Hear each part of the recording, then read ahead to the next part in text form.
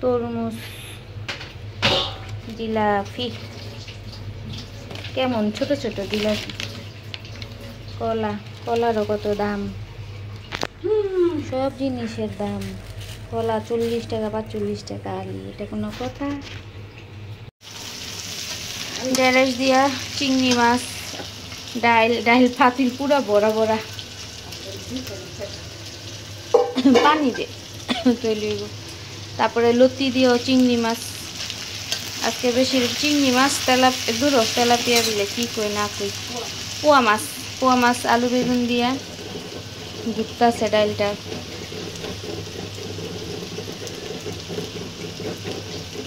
ওই রাতে মানে অনেক সময় ভাত কেমন জানি গলায় একটা যায়, ভাত চুলা নিবে দিবে, এটা হয়ে গেছে গাতে ই করে দি, ডাইল হয়ে গেছে গা, ডাইল হয়েছে। তারপরে হয়েছে এটা ঢেঁড়স দিয়া চিংড়ি মাছ দিয়া, লতি দিয়া চিংড়ি মাছ, আবার চিংড়ি মাছ দিয়ে একটু পেঁয়াজ দিয়ে রানবো, পোয়া মাছ দা আলু বেগুন দিয়ে রানবো। এই তো রান্না বান্না। কেমন জানি মাছই করলে খালি কেমন মাছি ঘুরে।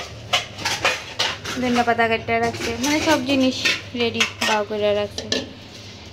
এটা বাইরে নেব, বাইরে আর কি এটার মধ্যে আবার অন্য তরকারি রান্না করব। এটা চামিসকো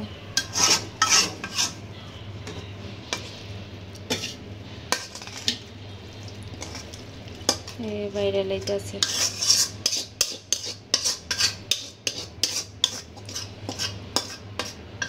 আমরা রাইন্দা মানে সব তরকারি একটা এটা ওইটা বাইরে হালায়, বড় রাখে না, যেহেতু অল্প জায়গায় পাকের ঘরে।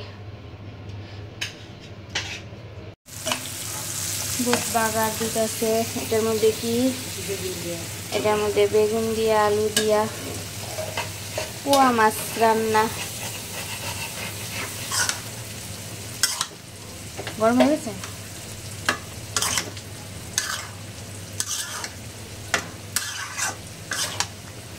পোয়া মাছ দেখে মানে একটু ছোট ছোট করে নিছি, চিকন চিকন করে বেগুন কাটছি, একদম শুকনো শুকনো একটা রান্না।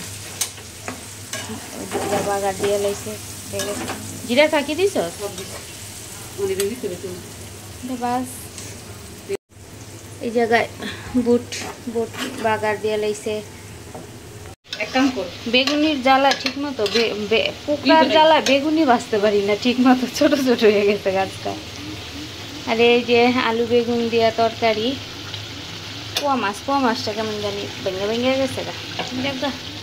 এই তো রান্না বান্না কি কমু, বয়স দিতে লইলে কি বয়স দিমু কি না দিমু একটা কেমন জানি লাগে।